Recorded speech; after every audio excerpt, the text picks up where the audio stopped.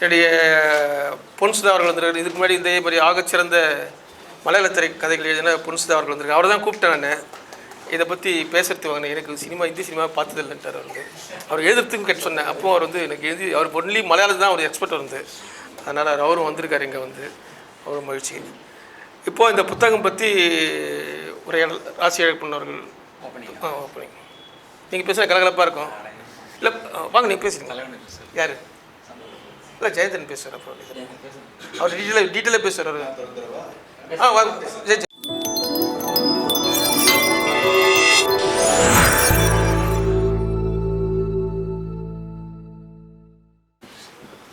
இந்த மாலை பொழுதை இனிதாக்க வந்திருக்கிற அத்தனை நண்பர்களையும் வணங்கி பேச விழைகிறேன். என்னுடைய இந்த சிறிய உரையை நான் அப்படியே வந்து ஒரு ஸ்கிரிப்டாக எழுதினேன் மத்தியானம். அதை அப்படியே உங்களுக்கு வாசிச்சிடலாம் அப்படின்னு நினைக்கிறேன். அதுக்கு முன்னாடி இங்கே பார்வையாளர்கள் தரப்புல இருக்கிற பெரும்பாலானவர்கள் வந்து எனக்கு நண்பர்கள் தான். பொன்சுதாவாக இருக்கட்டும், கவிஞர் புகழேந்தியாக இருக்கட்டும், மாரணன், நிஜந்தன், முபின் சாதிகா, இன்னும் இங்கே இருக்கக்கூடிய எல்லாருமே நண்பர்கள் தான். நம்ம நண்பர்கள் எல்லாம் வந்து ஒருங்கே ஒரு மாலை பொழுதில் கூடி ஒரு ஆகச்சிறந்த 50 பாலிவுட் சினிமா கதைகள்ங்கிற இந்த நூலை வந்து வெளியிடுறதுல ரொம்ப ரொம்ப மகிழ்ச்சி. என்னென்னா இன்றைக்கி வந்து திரைக்கதைகள் வந்து புத்தக வடிவம் பெற வேண்டிய அவசியம் வந்து இருக்குது.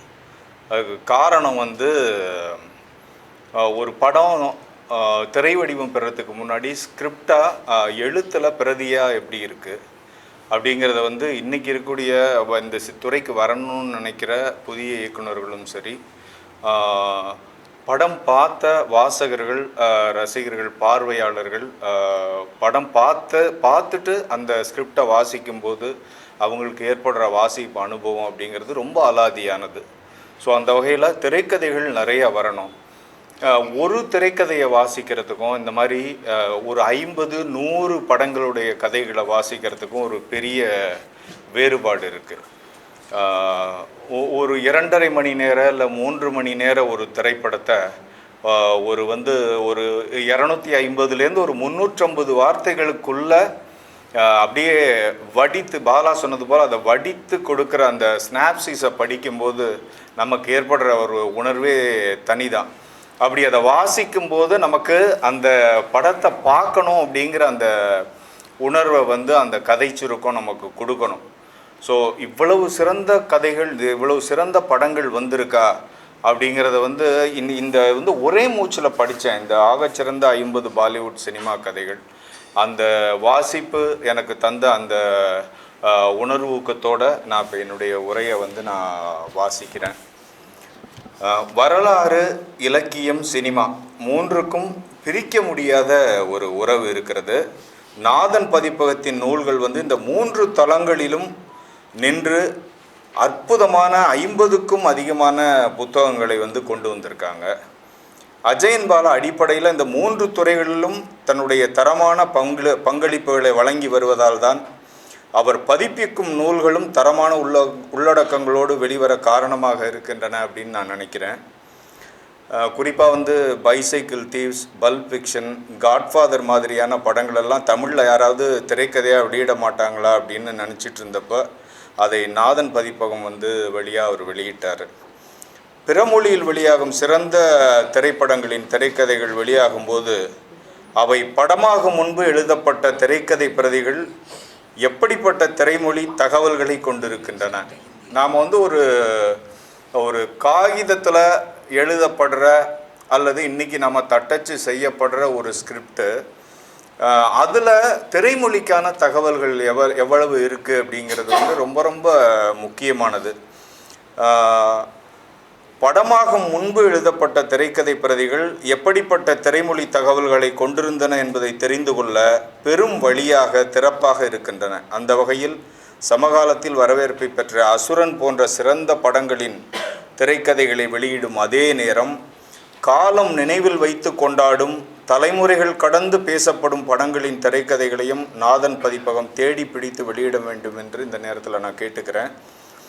அப்போது என்ன ஒரு நல்ல விஷயம் நடக்கும்னா, நாளைய இயக்குனர்களுக்கு அவை நல்ல திறப்பாகவும், படத்தை பார்த்துவிட்டு அதை திரைக்கதையாக வாசிக்கும் ஆர்வலர்களுக்கு மாறுபட்ட வாசிப்பு அனுபவத்தையும் திரைக்கதைகள் நிச்சயமாக கொடுக்கும். நாதன் பதிப்பகத்தின் நூல்களில் வந்து என்னை வெகுவாக கவர்ந்தவற்றில் வந்து அஜயன் பாலாவினுடைய உலக சினிமா வரலாறு 1, 2 ஆகிய 3 பாகங்களும் எனக்கு ரொம்ப பிடிக்கும். ஒளிப்பதிவாளர் இயக்குனர் அண்ணன் செலியன் அவருடைய உலக சினிமா நூலாக இருக்கட்டும், எழுத்தாளர் எஸ். ராமகிருஷ்ணனுடைய உலக சினிமா நூல், அது எத்தனை ஆழமாக வந்து சிறந்த உலக படங்களை வந்து அறிமுகம் செய்ததோ அவங்களுடைய 2 பேருடைய எழுத்துக்களும், அதுக்கு சற்றும் குறைவில்லாத அஜயன் பாலாவின் உலக சினிமா அறிமுகங்கள் வந்து அவருடைய இந்த 3 தொகுப்புலையும் நாம் வந்து பார்க்க முடியும். அந்த வகையில் அஜயன் பாலாவின் பங்களிப்புக்கு நம்ம ரொம்ப கடமைப்பட்டிருக்கோம். அவருடைய தமிழ் சினிமா வரலாறு ஒரு அசுரத்தனமான முயற்சின்னு தான் சொல்லுவேன். தமிழ் சினிமாவோட முக்கியமான தடங்களை காலக்கோட்டில் வைத்து எழுத வேண்டும் என்கிற அந்த எண்ணம் வந்து எல்லாருக்கும் வந்துடாது. அது ரொம்ப ஒரு அசுரத்தனமான முயற்சி. அதுக்கான உழைப்பும் ரொம்ப அதிகம். அது எந்த அளவுக்கு ஒரு ஆய்வுன்னு நம்ம இறங்கும்போது, சினிமா வரலாறுல ஒரு ஆய்வுன்னு இறங்கும்போது எவ்வளவு தகவல்களை தேடணும், அதை எவ்வளவு ஃபேக்ட் செக் பண்ணணும், அதில் சின்ன தவறு கூட வந்துடக்கூடாது. எங்கேயாவது ஒரு தவறு வந்துட்டாலும் ஒரு 10 பேர் வந்து கிளம்பி வந்துடுவாங்க. அதாவது ஒரு 50-60 வயதுக்கு மேற்பட்டவங்கெல்லாம் வந்து அவங்க இன்னும் வந்து ரொம்ப கீனாக வந்து ரொம்ப கூர்மையாக வரலாற்றை நினைவில் வச்சுருக்கவங்க. நான் ஏதாவது தவறு செய்யும்போது, இப்போ நானே இந்து தமிழ் திசையில் சில கட்டுரைகள் எழுதும்போது 1-2 தவறுகள் வந்துச்சுன்னா நேராக அலுவலகத்துக்கே வந்துடுவாங்க. அந்தளவுக்கு வந்து நல்ல நினைவாற்றலோடும் தகவல்களை சேகரித்து வைக்கிற தன்மை அவங்கள்ட்ட. கட்டிங்ஸ் வச்சுருப்பாங்க, அபூர்வமான தகவல்கள் வச்சுருப்பாங்க. அதெல்லாம் வந்து அவங்க ஆதாரத்தோடு காட்டும்போது நமக்கு ரொம்ப ஷாக்காக இருக்கும். அப்போ தான் வந்து ஆய்வுன்னு இறங்கிட்டாலே நீங்கள் எந்த வரலாறாகவும் இருக்கட்டும், சினிமா வரலாறு என்று இல்லை, எந்த வரலாறாக இருந்தாலும் அது வந்து தரவுகளை ஃபேக்ட் செக் செய்வது, உண்மைகளை உறுதியாக அறிந்து கொண்டு எழுதுவது அப்படிங்கிறது வந்து ரொம்ப ரொம்ப முக்கியமானது. அது வந்து ரொம்ப பெயினானதும் கூட. நீங்கள் ரொம்ப நேரத்தை வந்து செலவழிக்க வேண்டியிருக்கும். நிறைய ரோஜா முத்தையா மாதிரியான லைப்ரரிக்கு, இப்போ வந்து வெஸ்ட் கலிஃபோர்னியா ஆர்கிவ் மாதிரியான சர்வதேச தளங்களுடைய சந்தாவை எடுத்து நீங்கள் தேடுன்னு தேடணும். அந்த மாதிரி ஒரு தேடலோடு தான் அவர் வந்து உலக சினிமாவினுடைய அந்த முதல் பாகத்தை நமக்கு வந்து எழுதி கொடுத்துருக்காரு. அந்த மாதிரி ஒரு எண்ணம் வந்து நம்மளுடைய கான்ட்ரிபியூஷனை கொடுக்கணும் அப்படின்னு நினைக்கிறதே ஒரு பெரிய விஷயம். அதை மிகச்சிறப்பாக அவர் செஞ்சுருந்தார். நாதன் பதிப்பகம் வாயிலாக இந்திய சினிமாவில் தமிழ் உள்பட பல மொழிகளில் அலையாக எழுந்த பேரலல் சினிமா இயக்குநர்களின் திரைமொழி குறித்து அஜயன் பாலா எழுதிய நூலையும் நான் விரும்பி வாசித்தேன். அது 2022ன்னு நினைக்கிறேன். தன்னுடைய பார்வைகளை அந்த பேரலல் சினிமாவில் தன்னுடைய பார்வைகளை முன்வைத்த அதே நேரம் சினிமாவில் தொடர்ந்து இயங்கி எழுதும் எழுத்தாளர்களை எழுத வைப்பதை இந்த நேரத்தில் நாம் பாராட்டணும். குறிப்பாக வந்து CJ ராஜ்குமார், அவர் ஒரு ஒளிப்பதிவாளராக இருந்தாலும் ஒரு சிறந்த ஒளிப்பதிவாளர். குறிப்பாக ஒளிப்பதிவு சார்ந்த தொழில்நுட்பங்களை ரொம்ப அற்புதமான மொழியில், புரிகிற மொழியில் எழுதக்கூடிய எழுத்தாளர்களை வந்து எழுத வைக்கிறாரு. அவருடைய கேமரா கண்கள் அப்படிங்கிற அந்த நூல் வந்து நாதன் பதிப்பகம் வெளியிட்டிருக்கு. தமிழ் சினிமா ஒளிப்பதிவு மேதைகளை வந்து அவர் ரொம்ப அருமையாக அந்த புத்தகத்தில் வந்து அறிமுகப்படுத்தி இருந்தார். அந்த அளவுக்கு நீங்கள் இன்றைக்கி நாதன் பதிப்பகம் அப்படின்னு வந்து கூகுளில் போயிட்டு நீங்கள் ஒரு கூகுள் பண்ணி பாருங்கள். கிட்டத்தட்ட 60-70 புத்தகங்கள் வந்து நாதன் பதிப்பகம் வெளியிட்டிருக்கு. அதில் வந்து பெரும்பான்மையாக இருக்கக்கூடியவை திரைப்படம் சார்ந்த நூல்கள் தான். திரைக்கதைகள், திரை ஆளுமைகள் சார்ந்த நூல்கள் தான். அதே மாதிரி சரிசமமாக இலக்கியத்துக்கும் வரலாற்றுக்கும் வந்து இப்போ நாதன் பதிப்பினுடைய புத்தகங்கள் வந்து முன்னுரிமை கொடுத்துருக்கு. இந்த இடத்துல பாலா எழுதின அந்த பேரலல் சினிமா புத்தகத்தோட தொடர்ச்சியாக நான் ஒரு மிடில் சினிமாவை பற்றி பேசணும் அப்படின்னு நினைக்கிறேன். குறிப்பாக இந்த நூல் ஆகச்சிறந்த 50 பாலிவுட் சினிமாவுக்கள் நூலோடையும் தொடர்புடையதாக அது இருக்கணும் அப்படின்னு நான் விரும்புகிறேன். இப்போ வந்து மிடில் சினிமா அப்படின்னா நாம் எப்படி அதை புரிஞ்சுக்கிறோம் அப்படிங்கிறது ரொம்ப ரொம்ப முக்கியம்.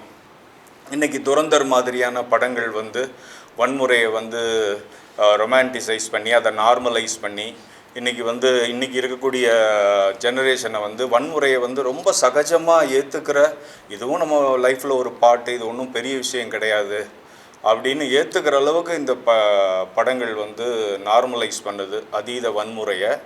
இந்த மாதிரி அந்த மாதிரி படங்கள் 1000 கோடி பாலிவுட்டில் எடுக்கப்பட்டாலும் 1000 கோடி 1500 கோடி வசூல் பண்ணுறதெல்லாம் ரொம்ப எளிதாக நடந்துட்டு போகிற விஷயமா இருக்குது. இந்த மாதிரி ஒரு மோசமான ஒரு காலகட்டத்தில் தான் மிடில் சினிமாக்களுடைய தேவை வந்து நமக்கு ரொம்ப அதிகமாக இருக்குது, அதிகமாக தேவைப்படுது. அந்த வகையில் மிடில் சினிமா அப்படிங்கிறத நம்ம எப்படி புரிஞ்சிட்ருக்கோம் அப்படிங்கிறத நான் வந்து சின்னதாக சொல்ல விரும்புகிறேன். 100 கோடியை தாண்டி வசூல் செய்யும் மாஸ் மசாலா படங்கள் சினிமாவை ஒரு தொழிலாக தக்க வைக்கின்றன. தற்காலத்தில் சினிமா பெருநிறுவனமயமாகி இருப்பதற்கும் இவ்வகை வணிக படங்களின் வியாபாரமும் அவற்றுக்கு ரசிகர்கள் தரும் வரவேற்புமே முக்கியமான காரணம்னு நினைக்கிறேன். ஆனால் சினிமா என்கிற தொழிலுக்கு கலை என்கிற அங்கீகாரத்தை கொடுப்பவை மிடில் சினிமா என்கிற இடைநிலை பொழுதுபோக்கு திரைப்படங்கள் தான். இதுக்கு வந்து இன்னும் 2 பேரும் இருக்குது. ஆஃப் பீட் சினிமான்னு சொல்லலாம், ஃபீல் குட் சினிமான்னு சொல்லலாம். இந்த மாதிரி பல பெயர்களில் அழைக்கப்பட்டாலும் இவை அளவான பொழுதுபோக்கு மதிப்பை கொண்டிருப்பதோடு வாழ்வின் யதார்த்தத்தை தொட்டு காட்டி நம் தலையில் செல்லமாக குட்டுபவை. வணிக சினிமாவின் சத்தத்தையும் கலைப்படங்களின் கடினத்தையும் தாண்டி மனித மனம் தவறவிடும் அன்றாட கதைகளை ஆறாவாரம் இல்லாமல் சித்தரிப்பவை. சிரிப்பு, சிந்தனை, கனவு, கசப்பு ஒன்றாக கலந்த இவைதான் வாழ்வில் மறக்கக்கூடாத உண்மைகளுக்கு வெளிச்சம் பாய்ச்சி சாதாரணத்தை சிறப்பாக்கி சினிமாவை ஒரு பிரகாசமான சாளரமாக மாற்றுகின்றன. இருப்பினும் எல்லா மிடில் சினிமாக்களும் முழுமையான திரை அனுபவத்தை தருவதில்லை. இப்போது கடந்த 2 பத்தாண்டுகளில் தமிழ் சினிமாவில் ஓரளவு மிடில் சினிமாக்கள் வந்து ஒரு கணிசமான எண்ணிக்கையில் வந்துட்டுருக்கு. புது கண்டெம்பரரியாக வர்ற புது நியூ தமிழ் டைரக்டர்ஸ் வந்து மிடில் சினிமா மேலே ஒரு காதலோட படங்களை எடுத்துகிட்ருக்காங்க. ஆனால் பாலிவுட்டில் இந்த விஷயம் இது வந்து ரொம்ப குறைவாக தான் இருக்குது. கடந்த 2 பத்தாண்டுகளில் இல்லை 3 பத்தாண்டுகளில் நீங்கள் தேடினீங்கன்னா பெஸ்ட்டு மிடில் சினிமா டைரக்டர்ஸ்னால் ஒரு 10 பேரை தான் நம்ம வந்து விரல் விட்டு எண்ண முடியும். அதுதான் அங்கே இருக்கக்கூடிய நிலைமை. அங்கே வணிக சினிமா மெயின் ஸ்ட்ரீமில் வந்து மாஸ் மசாலா சினிமா தான் பெருசாக இருக்குது. பாலிவுட் மசாலா படங்கள் ஒருபுறம், தீவிரமான கலைப்படங்கள் மறுபுறம் இருக்க பாலிவுட்டில் இவை இரண்டிற்கும் இடையில் மிடில் சினிமா எனப்படும் இந்த யதார்த்தமும் சுவாரஸ்யமும் கலந்த திரைப்படங்களை தமிழில் கடந்த 2 பத்தாண்டுகளில் புதிய இயக்குநர்கள் மிகச்சிறப்பாக உருவாக்கி வருகிறார்கள். தமிழ் மலையாள சினிமாவுடன் ஒப்பிடும்போது பாலிவுட்டின் தற்கால மிடில் சினிமா இயக்குநர்களில் சிறந்தவர்கள் என்று 10 இயக்குநர்களை விரல் விட்டு எண்ணிவிடலாம். ஆனால் எனக்கு பிடித்த இயக்குநர்கள் அப்படின்னா அந்த 10 பேரில் 6 பேரை நான் இங்கே குறிப்பிட விரும்புகிறேன். அதில் வந்து கிரண் ராவ், நீண்ட இடைவேளைக்கு பிறகு இவர் இயக்கிய லாபதா லேடிஸ் வந்து இந்திய அளவில் ரொம்ப வரவேற்பை பெற்றது. கிராமிய பின்னணியில் எளிய மனிதர்களின் வாழ்வியலை வந்து நகைச்சுவையோடவும் சமூக விழிப்புணர்வோடவும் சொன்ன விதம் இவரை மிடில் சினிமாவோட பாலிவுட் மிடில் சினிமாவோட முக்கியமான ஒரு ஆளுமையாக மாற்றிருக்கு. அவரோட தோபி கேட்டையும் நீங்கள் வந்து பார்க்கலாம், அதுவும் ஒரு நல்ல படம். அதே மாதிரி அடுத்து வந்து ஸ்ரீராம் ராகவன், இவர் கொஞ்சம் சீனியர் தான். மிடில் சினிமா என்பதில் த்ரில்லர் வகையாக வந்து ஒரு நியோநாயர் வகையாக வந்து புகுத்தி வந்து வெற்றி கண்டவர். இவரது படங்கள் வந்து வணிக ரீதியாகவும் விமர்சன ரீதியாகவும் எப்போதும் கவனம் பெறுது. இவருடைய முக்கியமான படம் வந்து நம்ம எல்லாருக்குமே தெரியும், வந்து நாம் எல்லாருமே பெரும்பாலும் இப்போ இந்த படத்தை மிஸ் பண்ணியிருக்க மாட்டோம். அந்தாது ஒன்று, மேரி கிறிஸ்மஸும் கூட பார்த்துருப்பீங்க. ஏக் கசீனா தி முடிஞ்சால் பாருங்கள். அதே மாதிரி ஜானி கட்டார் வந்து பாருங்கள் அவரோட படத்தில். சுஜித் சர்க்கார் வந்து என்னுடைய 3வது சாய்ஸு. மனித உணர்வுகளையும் அன்றாட வாழ்வின் சிக்கல்களையும் மிக மென்மையாக கையாளுற ஒரு இயக்குனர் இவர். இவரோட படங்கள் பெரும்பாலும் நடுத்தர வர்க்கத்தோட வாழ்வியலை வந்து வாழ்க்கையை பேசுகிற படங்கள். அதில் வந்து பிக்கு எடுத்துக்கலாம், விக்கி டோனர் உங்களுக்கு ஞாபகம் இருக்கும், அக்டோபர், சர்தார் உதம் பாருங்கள். அதே மாதிரி 2024 வந்த ஐ வாண்ட் டு டாக் வந்து எனக்கு ரொம்ப பிடிச்ச ஒரு படம். இப்போ வந்து 4வதாக நான் வந்து என்னோடய பட்டியலில் வச்சுருக்க டைரக்டர் வந்து நீரஜ் கைவான். இந்த வருஷம் வந்து அவரோட படம் தான் வந்து ஆஸ்கருக்கு இந்தியா சார்பில் அனுப்பப்பட்டது. ஆனால் அவருடைய பெஸ்ட்டு ஃபிலிம்னா அவருடைய மாசான தான் நான் சொல்லுவேன். மாசான் படத்தின் மூலம் உலகத்தரம் வாய்ந்த ஒரு யதார்த்த சினிமாவை அவர் வந்து கொடுத்தார் அப்படின்னு என்னால் சொல்ல முடியும். சாதிய பின்னணி மற்றும் சமூக அடுக்குகளை வந்து மிக நுணுக்கமாக பதிவு செய்வார். அவருடைய பதிவு செஞ்சுருந்தார் அந்த படத்தில். ஹோம் பவுண்டு வந்து பார்க்கலன்னா பாருங்கள், இப்போ இணையத்துக்கு அந்த படம் வந்துருச்சு. அடுத்து வந்து 5வது இடத்துல ஹன்சல் மேத்தாவை வந்து நான் வந்து பட்டியலிட விரும்புகிறேன். உண்மை சம்பவங்களை அடிப்படையாக கொண்டு ஒரு டாக்குமெண்ட்ரி டோன் இருக்கும் ஒரு படத்தில். ஒரு ஆவணப்படத்துடைய நேர்த்தியே வந்து ரொம்ப பிரமாதமாக இருக்கும். அதே நேரத்தில் அது சினிமா லாங்குவேஜ்லேருந்து அவர் வெளியில் போக மாட்டார். அந்தளவுக்கு ஹன்சல் மேத்தாவோட படைப்புகளை நீங்கள் பார்க்கலாம். அவரோட முக்கியமான படங்கள் அப்படின்னா சாகித் அலிகர், தி பக்கிங்ஹாம் மர்டர்ஸ் 2024 வந்தது. இவர் வந்து வெப் சீரிஸ் வழியாக சினிமாவுக்கு வந்தவர். 6வது இடத்துல அமித் ரவீந்திரநாத் சர்மா, அமித் சர்மான்னு சொல்லுவாங்க. ரொம்ப சாதாரண கதைகளை அசாதாரணமான திரைக்கதையால் ரசிக்க வைக்கிற ஒரு ஜாலம் அவருக்கு தெரியும். பதாய்கோ வந்து நம்மளில் பல பேர் பார்த்துருக்க வாய்ப்பு இருக்குது. அது வந்து குடும்பங்கள் கொண்டாடுற மிடில் சினிமாவை கொடுக்கணும் அப்படிங்கிறது வந்து இவருடைய வந்து ஒரு எண்ணமாக இருக்குது. குடும்பத்தோடு போய் பார்த்து ஒரு கொண்டாடக்கூடிய மிடில் சினிமாக்கள் வரணும் தமிழ்லையும். அது ரொம்ப ரொம்ப முக்கியம்னு நினைக்கிறேன். இந்த இயக்குனர்களோட வருகை தான் வந்து பாலிவுட் சினிமா வெறும் நட்சத்திரங்களை மட்டும் நம்பி இருக்காமல் நல்ல கதையம்சம் கொண்ட யதார்த்தமான படைப்புகளை தொடர்ந்து தர்ற வந்து ஒரு சினிமா உலகமாக அது தன்னை தக்க வச்சுக்கிறதுக்கு உதவி இருக்குது. இந்த இயக்குனர்களுக்கெல்லாம் யாருப்பா முன்னோடி அப்படின்னோன்னா தான் இப்போ நாம் இந்த ஆகச்சிறந்த 50 பாலிவுட் சினிமாக்கள் புத்தகத்தோடு நாம் தொடர்புபடுத்தி பேசணும். இதில் வந்து அருண் கே பிரசாத், அஜயன் பாலாவோட வழிகாட்டுதலில் வந்து இங்கே இந்த தேர்வே வந்து ரொம்ப அற்புதமான ஒரு தேர்வாக இருக்குது. நான் ஏற்கனவே என்னுடைய உரையினுடைய தொடக்கத்தில் சொன்ன மாதிரி ஒரு திரைப்படத்தை ஒரு 350 வார்த்தைக்குள்ளே சுருக்கும்போது அதில் வந்து அந்த திரைக்கதையில் இருக்கக்கூடிய சிறந்த தருணங்கள் விடுபடாமல் பதிவாக இருக்கணும்.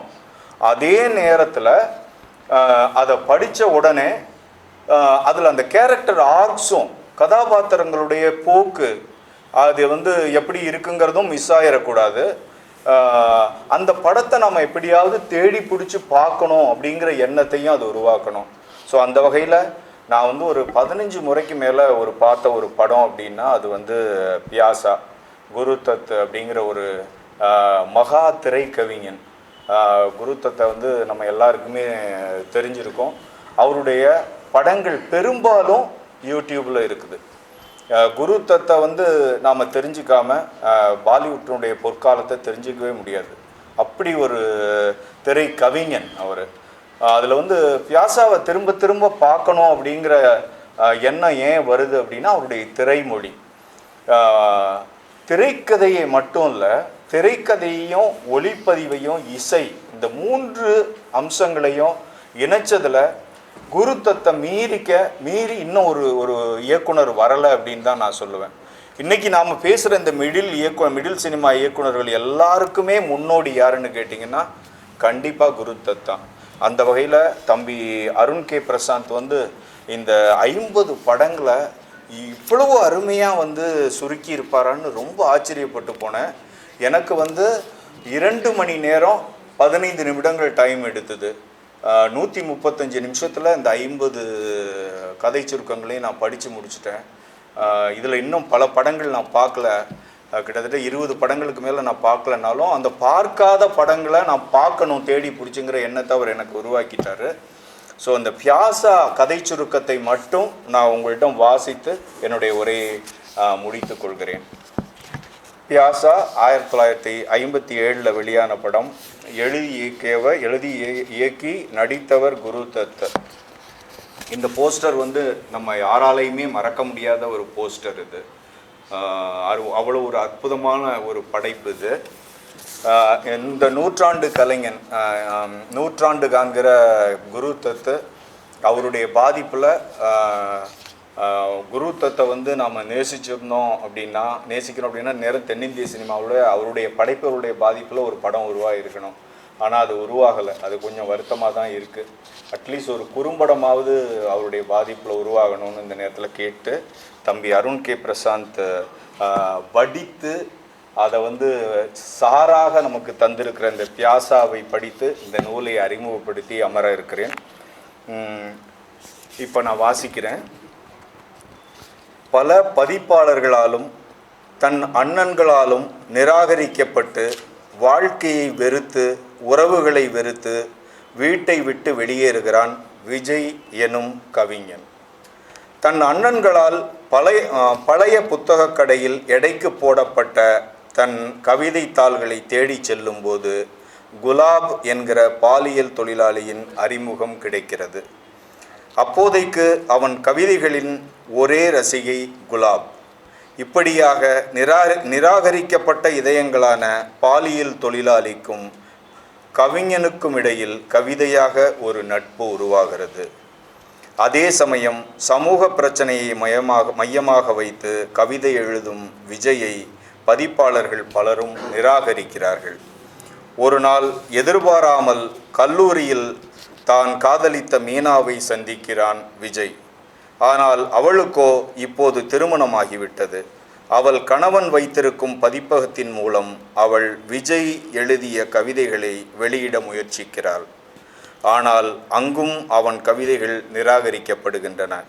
மும்பையின் தெருக்களில் வாய்ப்புக்காக பல இடங்களில் சுற்றி திரிந்து கொண்டிருக்கும் விஜய் ஒரு நாள் இரவு ரயில் நிலையத்தில் குளிரில் வாடும் யாசகன் ஒருவருக்கு தன் கோட்டை, அதாவது மேலங்கி கோட்டை கொடுக்கிறான். அந்த யாசகனோ தண்டவாளத்தில் கால் மாட்டி முகம் தெரியாத அளவிற்கு ரயிலில் அடிபட்டு இறந்து விடுகிறான். அவனை காப்பாற்ற முயன்றபோது விஜயும் நினைவிழந்த நிலையில் மருத்துவமனையில் சேர்க்கப்படுகிறான். இறந்த யாசகனின் கோட்டை வைத்து அனைவரும் விஜய்தான் இறந்து விட்டதாக நம்புகிறார்கள். அப்போது மீனாவின் கணவன் வைத்திருக்கும் பதிப்பகத்திற்கு சென்று விஜய் கவிதைகளை வெளியிடும்படி பாலியல் தொழிலாளி குலாப் கெஞ்சுகிறாள்.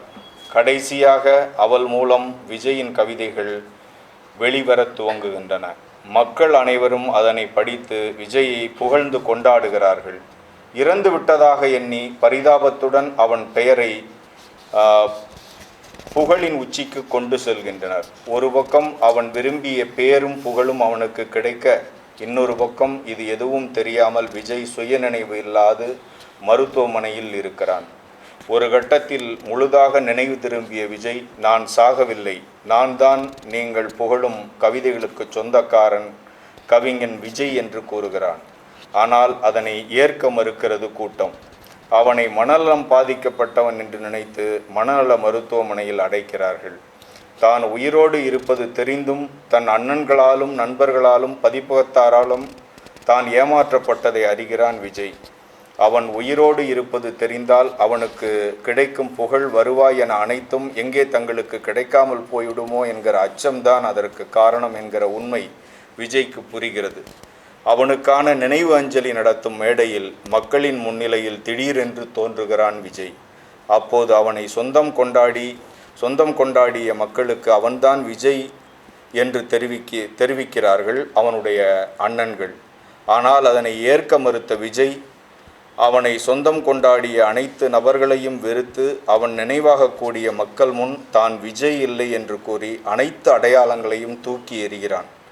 தன்மேல் உண்மையான பாசம் வைத்து தன் கவிதைகள் வெளிவர காரணமாக இருந்த குலாப்புடன் புதிய வாழ்க்கையை வாழ முடிவு செய்து அங்கிருந்து புறப்படுகிறான் விஜய். இதுக்கு மேலே நான் பியாசாவை பற்றி விரிவாக பேச போகிறதில்ல, ஏன்னா அது ஸ்பாய்லராக இருக்கும். பல பேர் நீங்கள் பியாசாவை பார்க்காம இருந்தீங்கன்னா யூடியூப்பில் போய் பாருங்கள். ஒரு கவிஞன், ஒரு பாலியல் தொழிலாளி, பதிப்பாளர்கள், அந்த கவிஞனுடைய இரத்த உறவுகள், இந்த சமூகம், அதாவது படைப்பையும் ஒரு படைப்பாளியினுடைய படைப்பை ஒரு சமூகம் எப்படி பார்க்கிறது, அதை வியாபாரமாக்குகிறவர்கள் எப்படி பார்க்கிறார்கள், அவர்கள் குடும்பத்தில் இருப்பவர்கள் எப்படி பார்க்கிறார்கள், அந்த படைப்பை நேசிக்கிறவர்கள் எப்படி பார்க்கிறார்கள் அப்படிங்கிறத ஒரு வணிக கட்டமைப்புக்குள்ளே வச்சு இசையையும் நடிப்பையும் ஒளிப்பதிவையும் வச்சு இந்த மாதிரி ஒரு காவியம் படைக்க முடியுமா அப்படின்னா இப்போ முடியுமானா டெஃபினட்டாக பியாசாவை யாராலையும் ரீக்ரியேட் பண்ணவே முடியாது.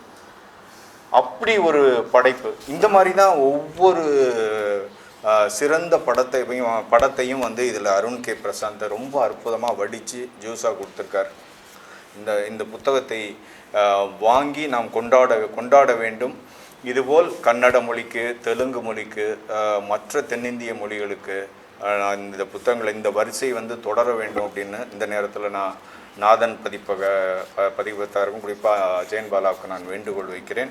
அருமை தம்பி அருண் கே பிரசாத்தை உளமாற பாராட்டி அமைகிறேன்.